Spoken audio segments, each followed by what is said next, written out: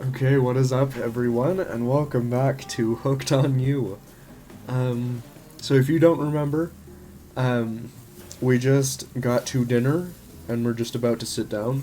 We played some volleyball, or I guess we didn't play volleyball. Woke up on a beach, talked to some killers for a bit, went to the bar to hang out, almost had to kiss the trapper, and got out of that, so that was great. Now we're at dinner. Dwight and Claudette usher you to your seat, but there's very limited seating directly around you. And, oh, great, terrific. It seems that everyone wants to sit next to you. Even better is that they don't want to sit next to certain other people either. To start, no one wants to sit next to Trapper. Meanwhile, he refuses to sit next to Wraith or Trickster. Oh, he's actually here now? Oh yeah, Trickster is here. Surprised? Yeah, well, they don't call him Expectedster. I'm sorry, even I get nervous around crowds, killers, and my whole shtick gets a little flustered. Hey there, you're looking good, Joe. Real good. We literally can't let Huntress and Trapper sit together. No, seriously, their arms are too big. They can't fit at the table if they sit side by side. Look at this, we can't even fit everyone on screen at the same time. Probably think it was an error, but it's not. It was completely intentional. Let that be a lesson to you. Every error you think you see is a choice. Got that?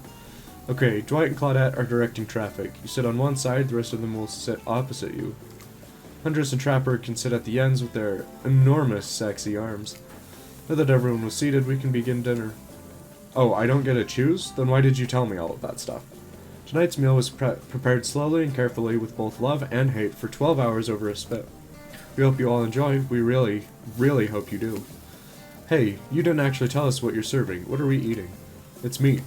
Seasoned with a specific number of special herbs and spices that we simply can't divulge. I guess I have to find that out eventually, based on the fact it's italicized. My favorite. Meat is good. Meat is murder. Which you'd know, considering what you've been up to. Who are you to get judgy now? I'm just sharing facts, and you need to murder something to eat. And you need to murder something to eat its meat. Oh, to eat its meat. So that's, like, technically true.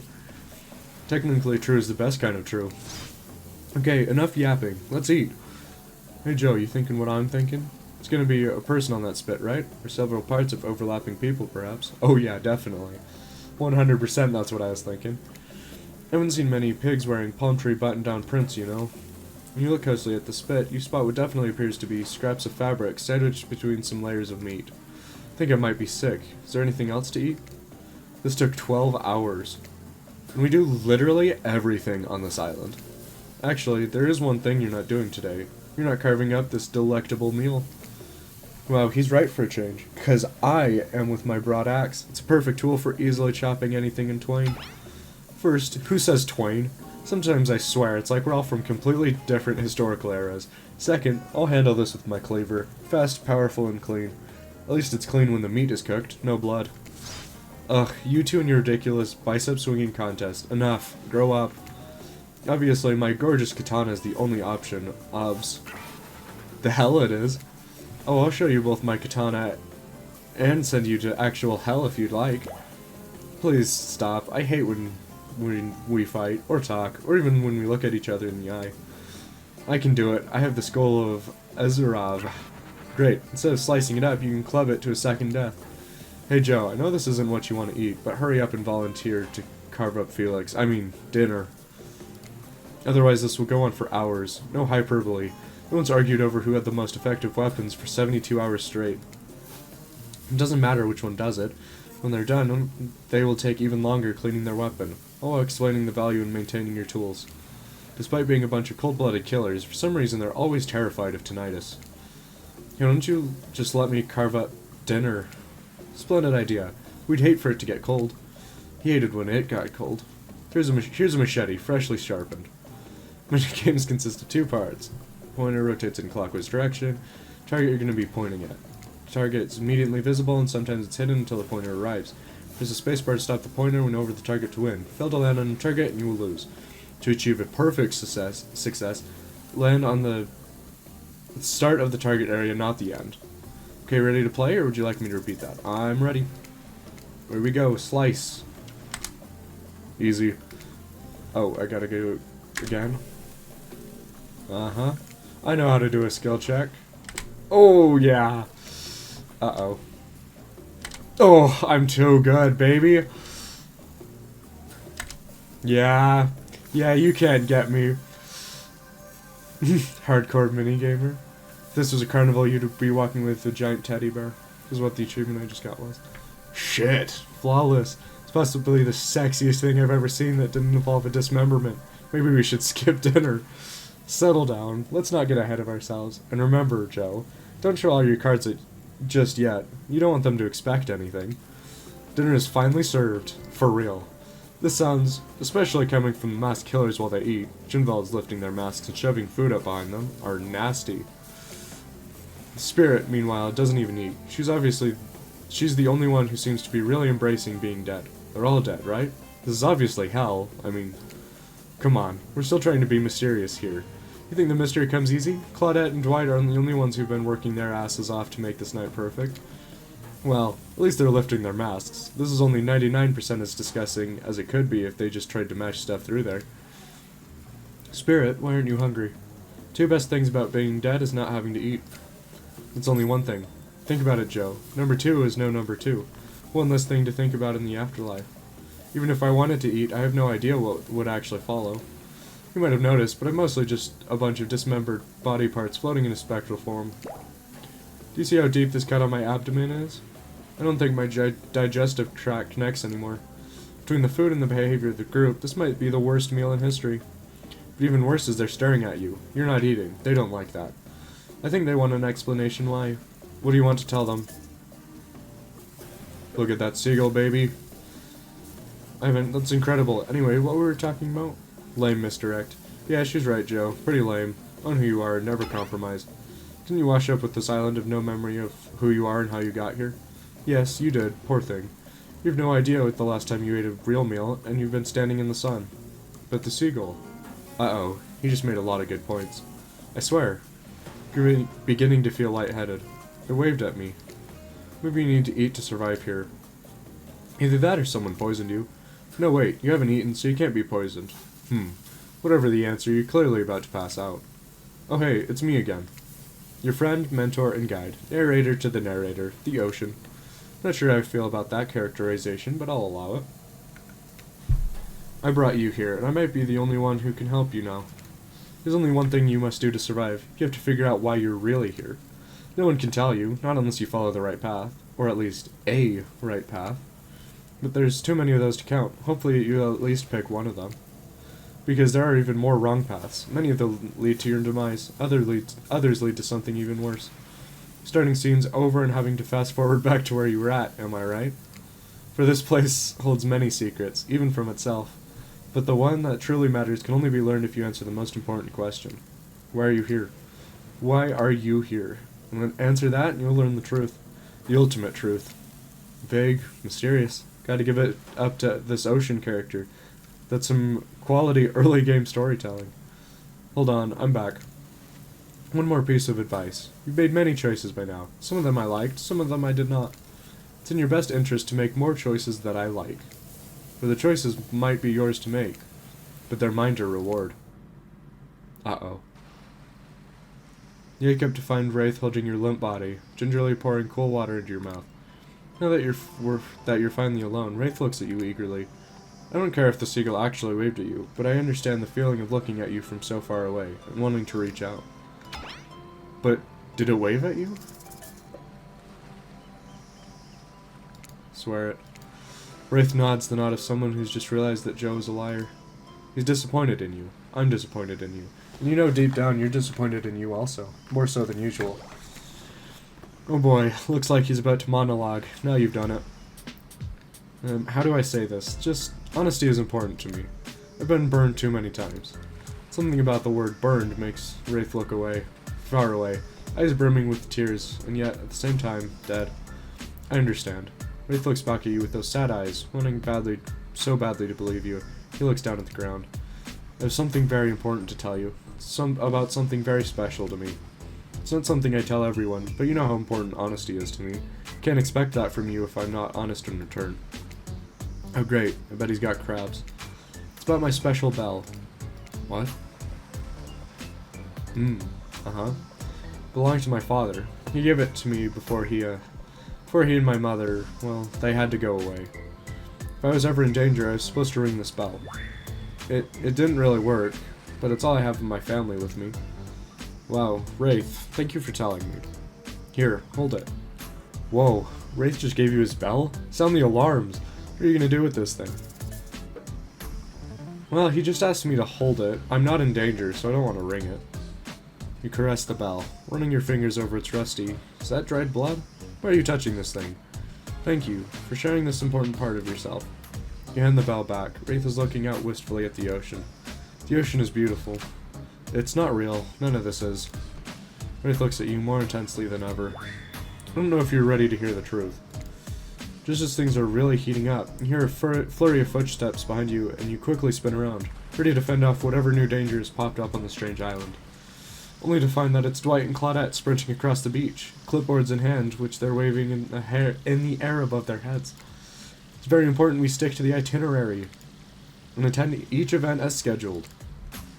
Playing sick for cute flirt points was not a part of this evening's activities. That's strictly slotted in for after campfire story time. At this rate, we'll be late. Playing sick? No time for excuses. Well, there is, but that's scheduled for after what comes after the flirting. Go, go, go, go! Once everyone is gathered at the fire pit, Dwight and Claudette quickly make an announcement. We're not going to blame anyone in particular, but someone, and we're not going to say who, so don't worry. You hasn't been sticking to the schedule. It means we're behind on time for evening activities. And we'll only have time for one person to share their special spooky nighttime story. Just one story? But storytime is my favorite activity. This is a narrative-heavy experience. You're telling us that only one person gets to share? How do we decide who? Oh great, we have to decide as a group? That never goes well. Whoever did this, step up now. I swear I won't be angry. I'll merely chop your head clean off. No fuss, no muss. Voice trembling, you realize this is probably it for you, but you embrace your fate. Sorry, everyone. I think they're talking about me. To be honest, I still don't understand how this whole schedule thing works. I guess I lost track of time while I was passed out. Been there before, even though it's taking some pressure off me, which is an absolute dream come true. Is it really fair to pick on the newbie? Seriously, does anything here ever happen on schedule, even once? Damn it, Donald, if you try to fix that authority gimmick one more time, so help me. I'll snap your head off so quick, and then I'll drown you in his blood. Cynthia. Fuss and Muss are back on. You two know I love to hack, slash, and slice. You know you love to kill. It's almost all you talk about. Nobody named any names. Who even knows any names? Not us. I renounce my name. Who's Donald? Who's Dwight? Who even knows anymore? Call me nobody. Name changed. We still gotta get started on story time, so... Joe, who do you think should go? Ah, damn it, that's a name. Please pick someone quickly so this tropical vacation doesn't turn into a bloodbath. Well, Wraith loves it. Everyone's mad about it, though. They said it's not fair. Trapper might kill me if I don't pick him. But Wraith was really sad, so I'm gonna go with him. Whoa, whoa. This entire experience is being carefully crafted to avoid an IP infringement lawsuit. Let's be careful with the catchphrases, will ya? I'm not really one for scary stories. Life is scary enough as it is. You literally carry around a skull and a spine as your little prop. As the other killers laugh, Wraith holds up his skull and gazes into its hollow, dark eye sockets. If you're looking for something Shakespearean in this story, look elsewhere. This is a tale of madness, of staring at the soul of death, never returning. Once upon a time, a young man worked at a junkyard. The man was quiet, kept to himself, just wanted to avoid trouble. While the boss dealt with clients, the young man operated the crusher, turning old cars into cubes of twisted metal. One day, right before crushing a car, he noticed something. Blood. Drip, drip, dripping. From the trunk. He opened it and found a frightened stranger, bound and gagged. The young man reeled. Was he about to accidentally murder the stranger? How could this have happened? He freed the stranger, who ran off into the waiting arms of the boss, the owner of the junkyard. Before his shaken employee could tell him about the mistake they had nearly made, the boss took out a knife and swiftly slit the stranger's throat. The young man fell to his knees, unable to comprehend what was happening. As he stared at the ground, too shocked to cry, the boss approached him. What did you do? he asked the boss. I did your job for you. What do you mean? That's not my job. My job is to crush the cars. The boss let out a miserable scoff, his face contorting in evil disdain for the pathetic wrench in front of him. What do you think we're crushing these cars? To save space? Who do you think my clients are? I don't know, mumbled the young man. Yes, you do, screamed the boss. Deep down, you've always known what was happening here. You just didn't want to admit it to yourself. Your hands aren't clean. My clients give me money and I take care of their problems, eliminate their witnesses, tie up their loose ends, or actually, you do. No, the young man whimpered as the boss towered above him. Yes, you're nothing more than an executioner, and you've reaped hundreds of souls. The young man's body shook with soft spasms as he tried to stop crying. It was then when the boss started laughing that it happened. Something in the young man changed. He stood up, now taller than the boss. A faint glimmer of fear overtook the snarl on the older man's face. The young man's face was empty. Empty as he grabbed the boss's throat and dragged him to the car in the crusher. Empty as he picked up the boss and stuffed him inside. Empty as he slammed the trunk down on him, its stupid fat head sticking out, begging for mercy. Empty as he started the machine, swinging it at the boss and its sniveling, crying wet face. Empty as he grabbed the boss's head, dug his fingers in, farther, piercing the skin. Empty as he squeezed and pulled, empty as he heard bones popping and snapping.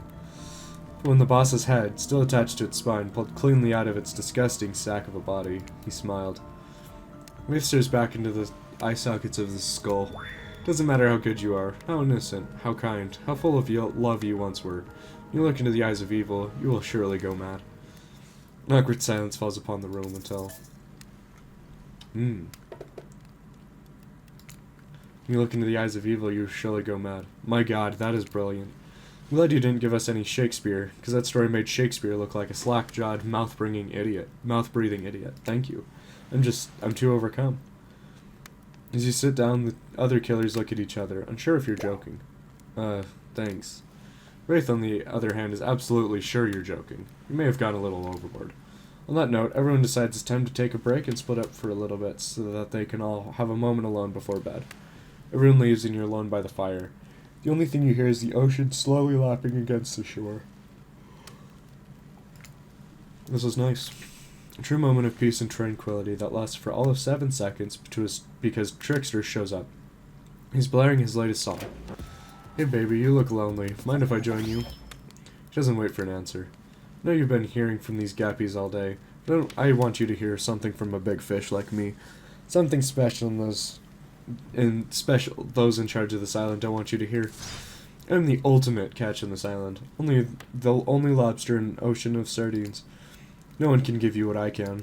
You just have to find me. Come find me, baby. Trickster leaves. You're a bit confused at what to make of his cryptic clues, but you aren't going to get any time to yourself to think about them just yet. Wraith approaches you. Hey, I'm probably not making a great impression, because I guess that's not really my thing. I just know that if you got to know me, then, look, the others aren't around, and I really hate the fire pit. Just kind of hate fire in general. Maybe we could go back to the pool, and I don't know, whatever, you know? Dip in the pool with the Wraith? You've come a long way in a single day. I'm not saying you shouldn't follow him, an offer like that. Just don't forget our little talk. Okay, so I don't have a choice. You and your storyteller friend slip into the water. Just the right temperature for an evening dip. Plus, if some jealous shark comes along and manages to jump from the ocean into the pool, you're also pretty sure your killer companion could handle it. Hey, do you remember my story? You mean the one you just told, like a minute ago? Yeah. Yeah? What did you think of, the young man in the story? Do you think he's weird? Yeah, I'd forgive him. What happened to him would make anyone snap. And who knows what happened in his past to lead him to that point. He's just trying to be good. Yes, that's all he wanted, was to be good. Well, that makes sense. Did the young man remind you of anyone? Yes and no. I think that's what makes it such a great story. It's unique and surprising, but relatable and familiar. I think we all know someone like that young man. I think we all have a little of him inside us. Wraith giggles, not in a gross way, like you're thinking, but a very silly one. I assume he's imagining a tiny little version of himself dancing around in his own belly, because that's just who he is. You notice the temperature has dropped significantly. It's cold. Is it cold in this water now, or is it just me? I feel like my toes are turning into ice cubes. Wraith seizes up and squeezes his eyes shut. Please, I can't be around any cube talk. Not since, I heard that story from somebody else, a long time ago. The story you just told us 2 minutes ago? Exactly. The one that wasn't about me. Usually we'd be nervous that we were just about to make things awkward when we barged in, but obviously we couldn't hold a candle to whatever was happening here tonight. Either way, it's time for bed.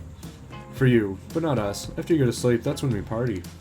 After spending all day cooped up in those tight little safari-themed resort uniforms, you just know those two raged late into the night. We're not here to party with them. You got your own repressed relationships to attend to.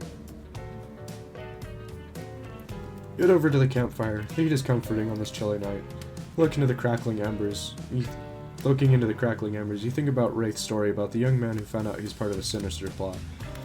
What don't you know about your current situation? Is it something that will terrify you? Something that will make you snap? You could look into the eyes of evil, and what if you like it? Before you can dwell too much on your fate, Claudette and Dwight arrive. Their now familiar creepy smiles stretching from ear to ear. It's a bit menacing to see a smile like that lit by firelight. Must apologize for the accommodations. We weren't prepared for another guest, but we're going to make you comfortable, or die trying. Hand over a pillow and blanket and welcome you to snuggle up by the fire. Perhaps some music will put you at ease? Just try to keep the volume to a minimum. Our other guests aren't the types you will want to rob of their beauty sleep. What do you mean, repeat the instructions? Away we go. As you relax and look into the fire, the radio begins to fuzz and flicker. Examine it and decide that you might adjust the dial and fix it. Is this volume or the station? And do I have any hint of a station I should be getting? Let's see what's on this station.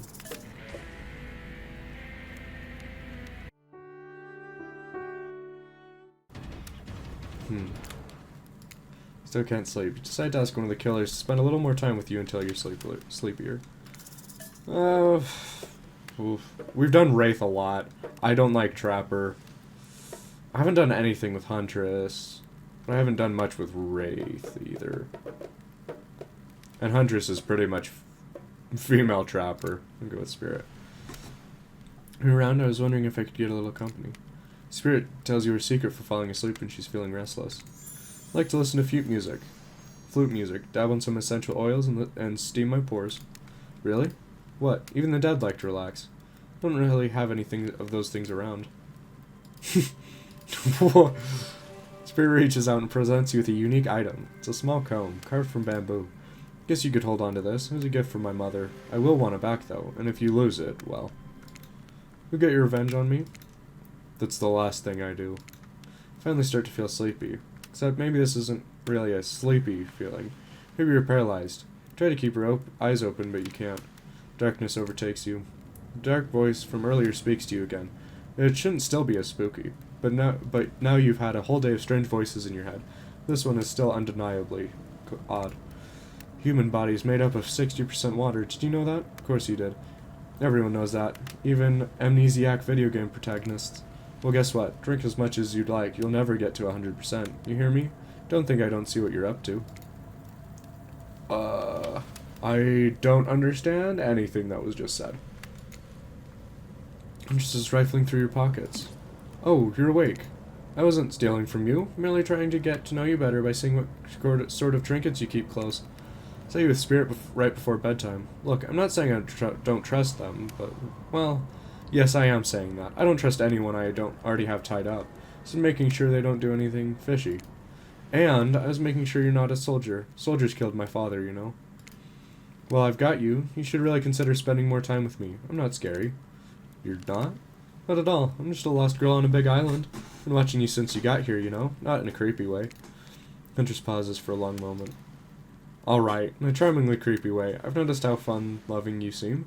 You spend some time with me tomorrow, maybe. I'll take you to the special place I found. It's all mine.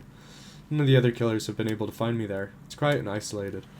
Maybe I'll even show you how to make beef stroganoff. Well, that sounds very enticing. I'll let you get back to bed. It's been a long day. Shush. Huntress places a gigantic hand on your forehead and your eyes flutter closed. Finally alone. For real this time. Maybe. You drift off to sleep again. Hopefully you're not poisoned. Did she take the comb? Because she saw a spirit give it to me. So maybe she took the comb. Wait a second, where are we? This isn't... Oh jeez, it is. It's one of those reality show confessional rooms where all the contestants talk directly to the camera. Can you blame me for not getting along well with others? I mean, I haven't had a real conversation with anyone since I was a child. I take the fact they haven't slaughtered the newcomer for their meat yet as a win. They look pretty tasty though, so who knows what'll happen tomorrow. Hey Dwight, do we have tarragon on this island? This is weird. I don't care enough to kill this person, but if anyone else wants to, I don't care enough to stop them. Might just have to kill Dwight to feel anything again. Yeah, today was fun. I don't want to get ahead of myself or really invest in something that might hurt me, so I don't know. Maybe we'll just see how it goes. Or maybe they'll realize I'm not the one for them. They seem pretty smart, so that's probably what'll happen. I gotta learn to go easier on myself. Who could love me if I can't love myself? I know that everyone thinks of me as a beautiful, cold-blooded monster. I can't help it. Circulation just isn't my thing. I can't choose to be cold. This cute hat and robe. Okay, those are a choice, sure. If someone were to come around and capture my heart, at least that beats being stabbed in it. Besides, if I'm gonna get bloody revenge on a society that has used me and thrown me away, maybe it wouldn't hurt to have a little help. Interesting. Okay. Well, that's all the time I have for this one. Finally made it to day 2. Survived the first night. I don't know how many opportunities I've had to get killed since that first one where the narrator killed me, but it doesn't seem like I've had any more opportunities, but I don't know. This is actually pretty entertaining, and I am not hating it, so yeah. I hope you guys are enjoying this, and I would appreciate if you guys would subscribe if you haven't already, and make sure to leave a like on the video, because it shows me what you guys like to watch and what you guys want to see more of. It's pretty helpful. But yeah, thank you everyone so much for watching, and I guess we will see day 2 in the next episode. Bye-bye.